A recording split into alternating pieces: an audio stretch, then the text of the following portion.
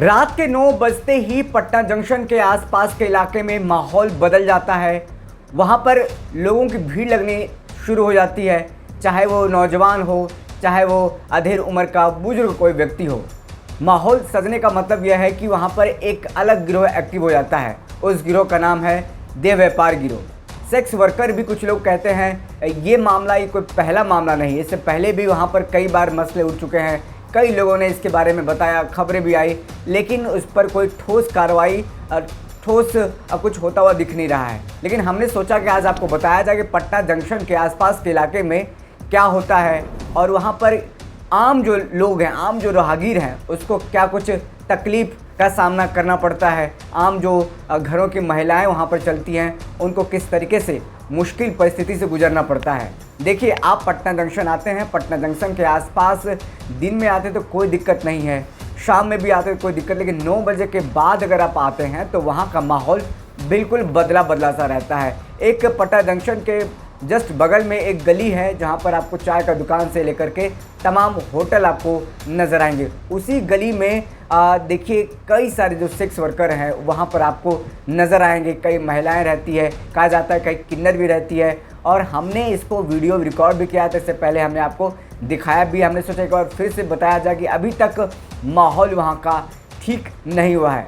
जैसे ही 9 बजता है वहाँ पर देह व्यापार का बाज़ार सजना शुरू हो जाता है, और फिर वहाँ पर जो लोग हैं, जो नौजवान हैं, जो बुज़ुर्ग हैं, वो आते हैं और महिलाओं से उनका रेट पूछते हैं। उसके बाद उधर से जवाब आता है, फिर आसपास के ही किसी होटल को बुक किया जाता है। उसके बाद रातें रंगीन होती है, रातें काली होती है, रातें गुलाबी होती है, रातें क्या कुछ होती है, ये आप अपने अपने शब्दों में बखान कर सकते हैं। जिसको जिस चीज़ की ज़रूरत है वहाँ पर उनको पूर्ति हो जाता है। लेकिन आम लोगों को क्या तकलीफ़ होता है, क्या दिक्कत का सामना करना पड़ता है, जो सभ्य परिवार और जो लोग हैं वो वहाँ से गुजरते हैं, तो उनको भी इन सब चीज़ों का से दिक्कत का सामना करना पड़ता है।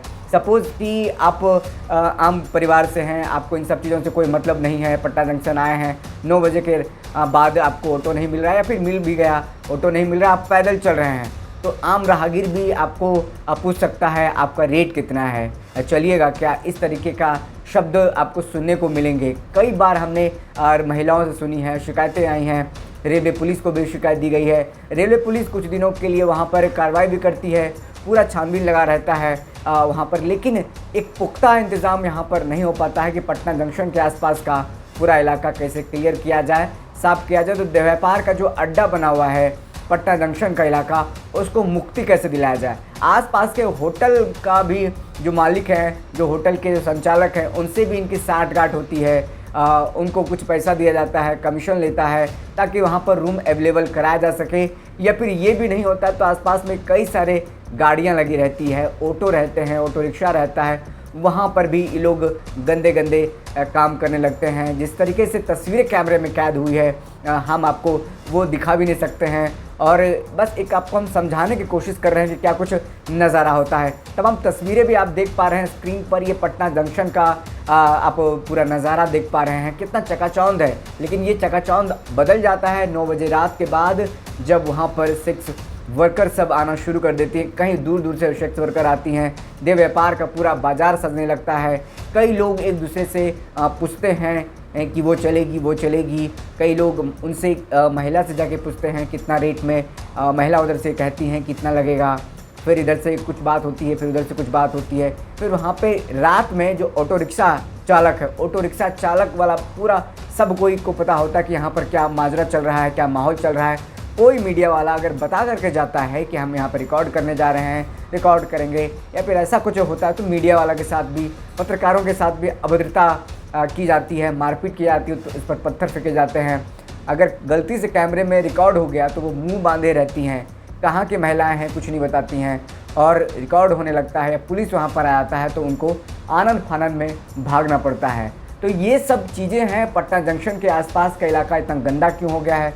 आरपीएफ हो, इस पर गहन कार्रवाई की जानी चाहिए, इस पर कार्रवाई होनी चाहिए। जिस तरह से पटना जंक्शन का माहौल ख़राब होता है, पटना जंक्शन के इलाका इस तरफ का हम बात करें, अगर आप करबिघिया जाइएगा तो करबिघिया के इलाके में भी आपको ये सब चीज़ें देखने को मिलेगी। कई सारे महिलाएं हैं, कई सारे कहा जाता है वहाँ पर किन्नर भी बैठी रहती हैं, जो मुंह ढक कर के किन्नर रहती हैं और वहाँ पर अपने ग्राहकों के साथ डील करती हैं।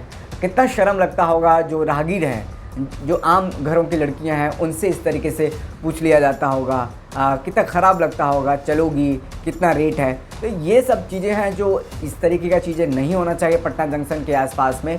ये बहुत बुरा चीज़ है। कई सारे लोगों ने बताया कि वहाँ पर एक अड्डा बना हुआ है। पुलिस प्रशासन भी कार्रवाई करती है, लेकिन उस मजबूती के साथ कार्रवाई नहीं कर पाती है, जिसका कि पूरा प्रभाव इलाके में देखे। 5 दिन कार्रवाई होती है, छठा दिन से फिर वही शुरू हो जाता है, फिर वही काम धंधा शुरू हो जाता है, फिर से वही देह व्यापार का अड्डा शुरू हो जाती है। और यहाँ पर जो लड़कियाँ आती हैं, यहाँ पर जो महिलाएं आती हैं, कहाँ से आते हैं इसके बारे में किसी को नहीं पता है।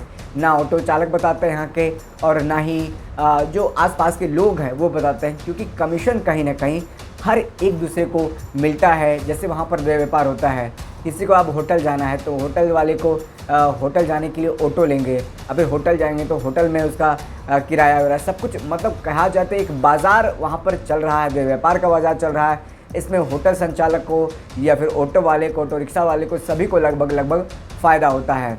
अगर आप भी पटना जंक्शन जाते होंगे तो आपको इन सब चीज़ों से अनभिज्ञ आप नहीं होंगे, इन सब चीज़ों के बारे में आप जानते होंगे कि क्या कुछ वहाँ पर आसपास में चल रहा है और इसको लेकर के प्रशासन क्या कुछ कार्रवाई कर रही है। लेकिन हम बस चाहते हैं कि वहाँ से ये चीज़ें, गंदगी हट जाए, क्योंकि जब आम राहगीर, जो आम लोगों की लड़कियाँ, माँ बहन चलती है, तो अगर उससे कोई आदमी पूछ लेता है कि कितना रेट है, चलोगी, कितना में चलोगी, 1000, 500, जो भी उनके मन में आता है वो सब चीज़ें बक देता है, कह देता है। ये सब चीज़ सुन करके थोड़ा सा मन बैठ जाता है कि आम लोगों के साथ बहुत समस्या आसपास हो रहा है। 9 बजे रात के बाद यहाँ पर कंडीशन ख़राब हो जाता है। 9, 10, 11 बजे के बाद अगर आप पटना जंक्शन जाते हैं तो आपको ये सब चीज़ों से दो चार होना पड़ सकता है।